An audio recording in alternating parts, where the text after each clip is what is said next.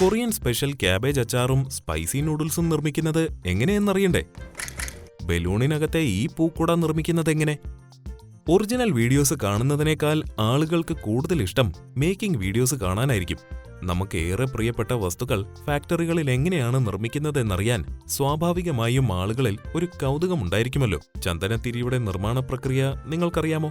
Mayonnaise ഉണ്ടാക്കുന്നത് എങ്ങനെയെന്ന് കണ്ടിട്ടുണ്ടോ? അതുപോലെ പോപ്പുലറായ സ്പൈസി ക്യാബേജ് അച്ചാറും സ്പൈസി നൂഡിൽസും കൊറിയൻ ഫാക്ടറിയിൽ നിർമ്മിക്കുന്നത് എങ്ങനെയെന്നറിയാൻ നിങ്ങൾക്ക് ആഗ്രഹമുണ്ടോ? അതുപോലെ തന്നെ കമ്പിളി വസ്ത്രങ്ങളുടെ നിർമ്മാണം, കൊതിയൂറുന്ന കാഡ്ബറി എക്ലെയർസ്, പീഡിയാഷോർ, ദഹനത്തിന് സഹായിക്കുന്ന ഹാജ്മോള എന്നിവയുടെ മേക്കിംഗ്, ബിയർ ഫാക്ടറികളിലെ ബിയർ നിർമ്മാണം തുടങ്ങി ഇൻട്രസ്റ്റിംഗ് ആയ പല മാനുഫാക്ചറിംഗ് വീഡിയോസുമാണ് ഫാക്സ് മോജോ ഇന്ന് നിങ്ങളുമായി പങ്കുവയ്ക്കുവാൻ പോകുന്നത്. എപ്പിസോഡ് മുഴുവനും സ്കിപ്പ് ചെയ്യാതെ കാണണേ. നമ്പർ 10. ചന്ദനത്തിരി നിർമ്മാണം. നമ്മുടെ സായാഹ്നങ്ങളെയും പ്രഭാതങ്ങളെയും ഭക്തി നിർഭരമാക്കുന്നതിൽ ഒരു വലിയ പങ്ക് വഹിക്കുന്നവരാണ് ചന്ദനത്തിരികൾ. അവ പരത്തുന്ന സുഗന്ധം നിങ്ങൾക്കെല്ലാം ഇഷ്ടമല്ലേ? എങ്ങനെയാണ് ഈ ചന്ദനത്തിരികൾ ഫാക്ടറികളിൽ നിർമ്മിക്കുന്നതെന്നറിയുമോ? പ്രധാനമായും നേർത്ത ബാംബു സ്റ്റിക്കുകൾ ഉപയോഗിച്ചാണ് ചന്ദനത്തിരികൾ നിർമ്മിക്കുന്നത്.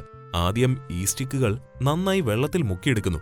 അതിനുശേഷം പശപശപ്പുള്ള പൊടിയിലിട്ട് സ്റ്റിക്ക് ഉരുട്ടിയെടുക്കുന്നു. കൈകൊണ്ട് നന്നായി ഉരുട്ടിയെടുത്ത് സ്റ്റിക്കിൽ എല്ലായിടത്തും ഈ സ്റ്റിക്കി പൗഡർ തേക്കുന്നു. ശേഷം അധികമായി പറ്റിപ്പിടിച്ച പൊടി ഇതുപോലെ നന്നായി ഷേക്ക് ചെയ്ത് കളയുന്നു. പിന്നീട് വീണ്ടും വെള്ളത്തിൽ മുക്കിയെടുക്കുന്ന സ്റ്റിക്ക് ചന്ദനത്തിരിക്ക് സുഗന്ധം നൽകുന്ന പ്രത്യേക ഇൻഗ്രീഡിയൻസിലേക്കിട്ട് ഒരു തവണ കൂടി ഉരുട്ടുകയും ഫാൻ പോലെ കറക്കുകയും ചെയ്യുന്നു. ഫൈനൽ ടച്ചിന് ശേഷം ഈ ചന്ദനത്തിരികൾ ഒരു വലിയ മരപ്പലകയിലിട്ട് ഉണക്കിയെടുക്കുന്നു. നോക്കൂ, എന്തൊരു വൈദഗ്ധ്യമാണ് ഈ തൊഴിലാളികൾക്ക്! എത്ര അനായാസമായാണ് അവർ ഈ ചന്ദനത്തിരികൾ നിർമ്മിച്ചെടുക്കുന്നത്. നിങ്ങൾ ഞങ്ങളുടെ ചാനൽ ആദ്യമായാണ് കാണുന്നതെങ്കിൽ സബ്സ്ക്രൈബ് ചെയ്യാൻ മറക്കല്ലേ. നമ്പർ 9. കൊതിയൂറും മയോണീസ്. ഈ ഫാസ്റ്റ് ഫുഡ് യുഗത്തിൽ മയോണീസ് ഇല്ലാത്ത ഒരു പരിപാടിയുമില്ലല്ലോ. കുബൂസും അൽഫാമും ബർഗറും എന്ന് വേണ്ട എന്ത് കഴിക്കാനും മയോണീസ് കൂടിയേ തീരൂ. ശരിയല്ലേ ഫ്രണ്ട്സ്? എങ്ങനെയാണ് മയോണീസ് നിർമ്മിക്കുന്നതെന്നറിയണ്ടേ? മുട്ടയിൽ നിന്ന് മഞ്ഞക്കരുവും വെള്ളയും വേർതിരിച്ചതിന് ശേഷം പാസ്ചറൈസേഷൻ നടത്തി ഇൻലൈൻ മിക്സറിലേക്ക് മുട്ടയുടെ വെള്ള ചേർക്കുന്നു. ഇതേസമയം വൈറ്റ് വിനെഗർ, സിഡർ വിനെഗർ, ഉപ്പ് എന്നിവ മിക്സ് ചെയ്ത ഒരു സീക്രട്ട് ഇൻഗ്രീഡിയന്റ് കൂടി തൊഴിലാളികൾ തയ്യാറാക്കുന്നു. അതിലേക്ക് ലിക്വിഡ് നാച്ചുറൽ ഫ്ലേവേഴ്സ് ചേർക്കുന്നു. റൂം ടെമ്പറേച്ചറിൽ വലിയ ടാങ്കിനകത്ത് കറങ്ങിക്കൊണ്ടിരിക്കുന്ന വെള്ളത്തിലേക്ക് തയ്യാറാക്കി വെച്ച ഈ സീക്രട്ട് ഇൻഗ്രീഡിയൻസ് ചേർക്കുന്നു. തയ്യാറാക്കി വെച്ച മുട്ടയുടെ വെള്ളയും ഇതിലേക്ക് ചേർത്ത് മിക്സ് ചെയ്യുന്നു. മയോണൈസ് പ്രൊഡക്ഷനിലെ ഏറ്റവും പ്രധാനപ്പെട്ട ഘട്ടമാണ് അടുത്തത്. അതായത് തയ്യാറാക്കി വെച്ച മിക്സ്ചറിലേക്ക് സോയാബീൻ ഓയിൽ ചേർക്കുന്ന ഘട്ടം. അതോടുകൂടി കൃത്യമായ കൺസിസ്റ്റൻസിയിൽ നമുക്ക് മയോണൈസ് ലഭിക്കുന്നു. അസിഡിറ്റി ചെക്കിങ്ങിന് ശേഷമാണ് പ്രൊഡക്റ്റ് വിപണിയിലെത്തുന്നത്. മയോണൈസ് പ്രാന്തനായ നിങ്ങളുടെ സുഹൃത്തിനെ താഴെ കമന്റ് ബോക്സിൽ മെൻഷൻ ചെയ്യണേ. നമ്പർ 8. കൊറിയൻ സ്പെഷ്യൽ ക്യാബേജ് അച്ചാർ. ഒരു Korean special cabbage pickle making കണ്ടാലോ? ക്യാബേജ് അച്ചാർ നിർമ്മാണം ആരംഭിക്കുന്നത് ഉണക്ക ചെമ്മീൻ, മുളക് പൊടി പിന്നെ മറ്റ് ചേരുവകളും ചേർത്ത് ഒരു സ്പൈസി മസാല ഉണ്ടാക്കുന്നതോടെയാണ്. ഫാക്ടറിയിൽ എത്തിക്കുന്ന ക്യാബേജ് മെഷീനിലേക്കിട്ട് രണ്ടാക്കുന്നു. ശേഷം നെടുകെ ഒരു കീറലിട്ട് കൊടുക്കുന്നു. തൊഴിലാളികൾ ക്യാബേജിനെ വിവിധ ഘട്ടങ്ങളായി മെഷീനിന്റെ സഹായത്തോടെ കഴുകിയെടുക്കുന്നു. കഴുകിയെടുത്ത ക്യാബേജിലേക്ക് നേരത്തെ തയ്യാറാക്കി വെച്ച മസാലക്കൂട്ട് നന്നായി തേച്ച് പിടിപ്പിക്കുന്നതും തൊഴിലാളികൾ തന്നെയാണ്. ശേഷം ഒരു കൺവെയർ ബെൽറ്റിലൂടെ കടത്തിവിടുന്നു. അവിടെ നിന്നും പാക്ക് ചെയ്ത് മാറ്റുന്നു.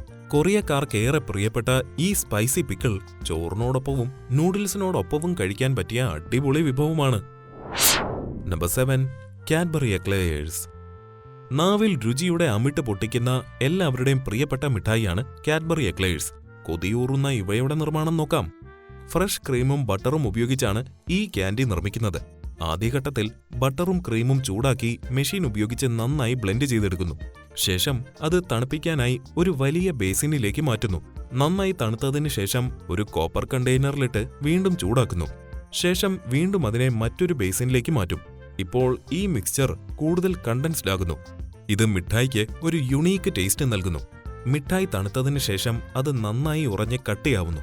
കട്ടിയുള്ള ഈ പരന്ന ചോക്ലേറ്റ് ഷീറ്റുകളെ മെഷീൻ ഉപയോഗിച്ച് ചെറിയ കഷ്ണങ്ങളാക്കി മുറിക്കുന്നു. അടുത്ത ഘട്ടത്തിൽ ഈ ചെറിയ ക്യാൻഡികൾ കൺവെയർ ബെൽറ്റിലൂടെ കടത്തിവിടുന്നു. അതിനു മുകളിലൂടെ ഉരുക്കിയ ചോക്ലേറ്റ് ഒഴിക്കുന്നു. ചോക്ലേറ്റിൽ പൊതിഞ്ഞ ഈ ക്യാൻഡികൾ പാക്ക് ചെയ്യുന്നതും മെഷീൻസ് തന്നെയാണ്. പാക്ക് ചെയ്ത് വിപണിയിലെത്തിക്കുന്ന ഈ കാഡ്ബറി എക്ലെയർസ് വാങ്ങാൻ കൊതിയോടെ കാത്തിരിക്കുന്നവരല്ലേ നിങ്ങളും? കമന്റ് ചെയ്യൂ. നമ്പർ 6. സ്വെറ്റർ നിർമ്മാണം. ശൈത്യകാലത്തും തണുപ്പുള്ള പ്രദേശങ്ങളിലും ശരീരത്തെ ചൂടാക്കി വെക്കുവാൻ സഹായിക്കുന്നതാണ് സ്വെറ്ററും കമ്പിളി വസ്ത്രങ്ങളും. ഇവയുടെ നിർമ്മാണത്തിലെ ആദ്യഘട്ടത്തിൽ നൂലിഴകൾ കളറ് മുക്കുന്നതിനായി മെഷീനിലിടുന്നു. മെഷീനിന്റെ കമ്പിയിലെ ചെറിയ ദ്വാരങ്ങളിലൂടെ വരുന്ന വെള്ളം ഈ നൂലിഴകളെ നന്നായി കഴുകുന്നു. ശേഷം ബ്ലീച്ചിങ് നടത്തുന്നു. ശേഷം ആവശ്യമായ നിറം മെഷീനിലേക്ക് ഒഴിക്കുന്നു. ഈ നിറം നൂലിഴകളിലൂടെ പരന്ന് നൂലിഴയ്ക്ക് നിറം നൽകുന്നു. അതിലേക്ക് അല്പം റിഫൈൻഡ് സോൾട്ട് ചേർക്കുന്നു. ഉപ്പ് നൂലിഴകളിൽ നിറം പിടിക്കാൻ സഹായിക്കുന്നു. നൂലിഴകളുടെ നിറം മങ്ങാതിരിക്കാനായി വെളുത്ത നിറമുള്ള സീക്രട്ട് ഇൻഗ്രീഡിയന്റ് കൂടി ചേർക്കുന്നു. ശേഷം നൂലിഴകളിലെ വെള്ളം തോരാനായി മാറ്റിവെക്കുന്നു. വെള്ളം തോർന്നതിനു ശേഷം ഒരു വലിയ സ്പിൻ ഡ്രയറിലേക്ക് മാറ്റുന്നു. ഈ ഘട്ടത്തിൽ യഥാർത്ഥത്തിൽ നൂലിഴകൾ ഉണങ്ങില്ല. ഇനിയാണ് യഥാർത്ഥ ഡ്രൈയിങ് പ്രോസസ്സ്. വളരെ സാവധാനത്തിൽ നടക്കുന്ന ഈ ഡ്രൈയിങ് പ്രോസസ്സ് കഴിയുമ്പോഴേക്കും നൂലിഴകൾ പൂർണ്ണമായും ഉണങ്ങിയിട്ടുണ്ടാകും. ഇവിടെ നിന്നും പാക്ക് ചെയ്തു കൊണ്ടുപോകുന്ന ഈ നൂലിഴകൾ കോൺ വൈൻഡിംഗ് ഫാക്ടറിയിൽ എത്തിക്കുന്നു. ഇവിടെ നൂലിഴകളെ വെൻഡിംഗ് മെഷീനിലിട്ട് കറക്കുന്നു. 3 മണിക്കൂറോളം എടുത്താണ് ഈ പ്രോസസ്സ് പൂർത്തിയാവുന്നത്. ഇനി ഈ നൂലുകളെ നിറ്റിംഗ് മെഷീനിലേക്ക് മാറ്റുന്നു. ഒരു പ്രിന്റിംഗ് മെഷീനിന് സമാനമാണ് ഇതിന്റെ വർക്കിംഗ്. പ്രിന്റിംഗ് മെഷീനിൽ മഷി ഉപയോഗിക്കുന്നതിനു പകരം ഇവിടെ നൂലിഴകളാണ് ഉപയോഗിക്കുന്നത്. കൈഭാഗം, ഉടൽ ഭാഗം എന്നിങ്ങനെ വെവ്വേറെയാണ് മെഷീനിൽ നിന്നും പുറത്തു വരുന്നത്. ഇനി ഇവയെ തയ്ച്ചു ചേർക്കലാണ് അടുത്ത ഘട്ടം. കേവലം വെളുത്ത നൂലിഴകളിൽ നിന്നും മനോഹരമായ സ്വെറ്ററിലേക്കുള്ള മാറ്റമൊന്ന് നോക്കൂ. വീഡിയോ ഇഷ്ടമായെങ്കിൽ ലൈക്ക് ബട്ടൺ ഒന്ന് അമർത്തണേ. നമ്പർ 5, ഹാജ്മോളയ്ക്ക് പിന്നിലെ മാജിക്. ദഹനത്തിനേറെ സഹായിക്കുന്ന ഒരു ആയുർവേദിക് പില്ലാണ് ഹാജ്മോള. വായിലിട്ട ഉടനെ രുചിയുടെ അമിട്ട് പൊട്ടുന്ന ഇതിന്റെ നിർമ്മാണ പ്രക്രിയ എങ്ങനെയാണെന്ന് ഒന്ന് നോക്കിയാലോ. ഹാജ്മോള നിർമ്മിക്കുവാൻ ആവശ്യമായ റോ മെറ്റീരിയൽസിൽ ഏറെ പ്രധാനപ്പെട്ട ഒന്നാണ് റോസ്റ്റഡ് ജീരകം. ഇതുകൂടാതെ കുരുമുളക്, ചുക്ക് പൊടിച്ചത്, ഗ്രാമ്പൂ പൊടിച്ചത്, പഞ്ചസാര, ഉപ്പ്, പഞ്ചചൂർണം എന്നിവ ഉപയോഗിച്ചാണ് ഹാജ്മോള ഉണ്ടാക്കുന്നത്. ആദ്യഘട്ടത്തിൽ ജീരകത്തെ 50 ഡിഗ്രി സെൽഷ്യസ് താപനിലയിൽ റോസ്റ്റ് ചെയ്യുന്നു. പിന്നീട് മിക്സറിലേക്ക് ഇടുന്നു. ശേഷം മറ്റ് മസാലകളെല്ലാം ചേർത്ത് നന്നായി മിക്സ് ചെയ്യുന്നു. പിന്നീട് ഇത് ഗ്രൈൻഡിങ്ങിനായി മറ്റൊരു മെഷീനിലേക്ക് മാറ്റുന്നു. ഗ്രൈൻഡിങ്ങിന് ശേഷം ലഭിക്കുന്ന പൊടിയിൽ നിന്നും വലിയ തരികൾ അരിച്ചു മാറ്റുന്നു. ശേഷം ഈ പൗഡറിനെ ടാബ്ലറ്റ് മേക്കിംഗ് മെഷീനിലേക്ക് മാറ്റുന്നു. ഇതൊരു ഓട്ടോമാറ്റിക് മെഷീനാണ്. മണിക്കൂറിൽ 2 ലക്ഷം ഗുളികകൾ വരെ നിർമ്മിക്കുവാൻ കഴിയും. മാത്രമല്ല, തയ്യാറായ ഗുളികകൾ പാക്ക് ചെയ്തെടുക്കുന്നത് മെഷീൻ തന്നെയാണ്. കണ്ടില്ലേ? ഇത് കഴിച്ചിട്ടുള്ളവർ ഇവിടെ കമോൺ.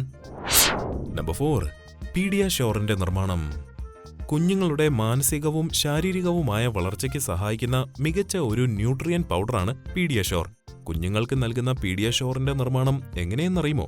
കോൺ syrup, sugar, vegetable oils, milk protein concentrate, corn maltodextrin, soy protein isolate, ഫ്രുക്ടോലിഗോസാക്കറൈഡ്സിലേക്ക് കൊക്കോ പൗഡറും വെള്ളവും ചേർത്ത് ബ്ലെൻഡ് ചെയ്തെടുക്കുന്നു. ശേഷം മെഷീനിന്റെ സഹായത്താൽ പ്രത്യേകം പ്രോസസ്സ് ചെയ്തെടുത്താണ് പീഡിയാഷോർ പൗഡർ രൂപത്തിലേക്ക് മാറ്റുന്നത്. Number 3, Korean noodles factory. കൊറിയയിലെ ഡീജോണിലെ ഒരു ചൈനീസ് റെസ്റ്റോറന്റാണിത്. ഇവിടുത്തെ ഏറെ പോപ്പുലറായ സംഭവമാണ് സ്പൈസി നൂഡിൽസ്. ഫാക്ടറിയിൽ ഇത് നിർമ്മിച്ചെടുക്കുന്നത് എങ്ങനെയെന്നറിയണ്ടേ? ആദ്യമായി ചുവന്ന മുളകുകൾ ഞെട്ടുകളഞ്ഞ് മിക്സറിലിട്ട് നന്നായി പൊടിച്ചെടുക്കുന്നു. ശേഷം മുളകുപൊടി പാക്കറ്റിലേക്ക് ശേഖരിച്ച് സീൽ ചെയ്യുന്നു. പിന്നീട് ഗ്രൈൻഡറിലേക്ക് സോയാബീൻ ഓയിൽ ഒഴിക്കുന്നു. അതിലേക്ക് നേരത്തെ ശേഖരിച്ച മുളകുപൊടി ചേർത്ത് നന്നായി മിക്സ് ചെയ്ത് നല്ല തിക്ക് കൺസിസ്റ്റൻസി ആക്കി ചെറിയ പാക്കറ്റുകളിലേക്ക് മാറ്റുന്നു. ഇനി മൈദാപ്പൊടി ഉപയോഗിച്ച് നൂഡിൽസ് നിർമ്മിക്കുന്നതൊന്നു നോക്കൂ. വിവിധ ഘട്ടങ്ങളിലായി മാവ് കുഴയ്ക്കുന്നതും പരത്തുന്നതും കണ്ടില്ലേ? ഇങ്ങനെ ലഭിക്കുന്ന നൂഡിൽസ് റെസ്റ്റോറന്റിൽ പാകം ചെയ്യുന്ന സമയത്ത് മുൻപ് തയ്യാറാക്കി വെച്ച മുളക് റെസിപ്പി ചേർത്ത് മിക്സ് ചെയ്താണ് ഈ സൂപ്പർ സ്പൈസി നൂഡിൽസ് സെർവ് ചെയ്യുന്നത്. നമ്പർ 2, ബലൂണിനകത്തെ പൂക്കുട.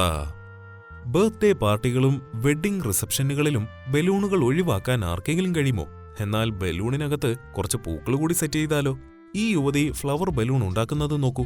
ആദ്യം ഒരു കെട്ട് പൂക്കൾ ഒരു ബൊക്കെ പോലെ ഭംഗിയായി സെറ്റ് ചെയ്ത് ഒരു നീളൻ ബലൂൺ ഉപയോഗിച്ച് കെട്ടുന്നു. ബലൂണിന്റെ നീണ്ടു നിൽക്കുന്ന അഗ്രങ്ങൾ മുറിച്ചു കളഞ്ഞ ശേഷം പൂക്കളുടെ തണ്ടുകളും ഒപ്പം വെച്ച് മുറിച്ച് ഗ്ലൂ ചേർത്തൊട്ടിക്കുന്നു.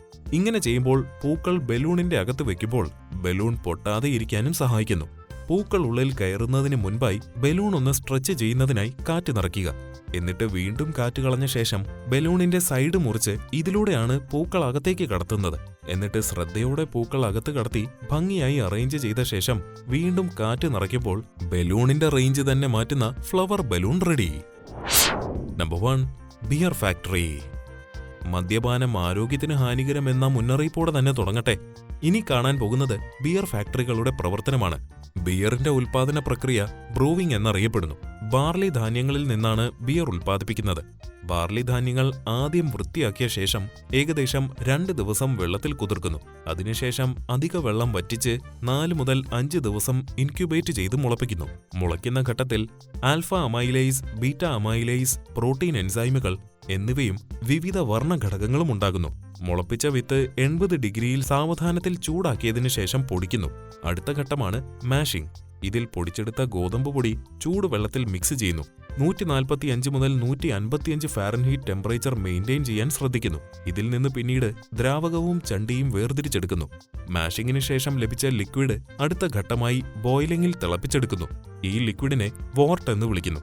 ഈ ഘട്ടത്തിൽ ലിക്വിഡിലുള്ള അണുക്കൾ നശിപ്പിക്കപ്പെടുന്നു. കൂടാതെ ബിയറിന് ചെറിയ കയ്പ് രുചി നൽകുന്ന ഹോപ്സ് എന്ന ഒരു ഫ്ലവർ ചേർക്കുന്നതും ഈ ഘട്ടത്തിലാണ്. ബിയറിൽ ചേർക്കുന്ന ഹോപ്സിനനുസരിച്ചായിരിക്കും ബിയറിന്റെ കയ്പ് രുചി. 60 മുതൽ 90 മിനിറ്റ് വരെ സമയമെടുക്കുന്ന ഒരു പ്രോസസ്സാണിത്. അടുത്ത ഘട്ടമാണ് ഫെർമെന്റേഷൻ. ഈ ഘട്ടത്തിൽ വോർട്ടിലേക്ക് ഈസ്റ്റ് ചേർക്കുന്നു. ഫെർമെന്റേഷൻ പ്രോസസ്സിന് ശേഷം വോർട്ട് തണുപ്പിച്ചെടുക്കുന്നു.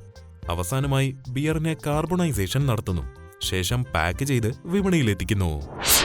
ഇന്നത്തെ വീഡിയോ ഇഷ്ടമായെങ്കിൽ ലൈക്ക് ചെയ്യാനും അഭിപ്രായങ്ങൾ കമന്റ് ചെയ്യാനും മടിക്കരുത്. എന്നാൽ ഒരു ഷെയർ കൂടി അടിക്കൂ മക്കളെ.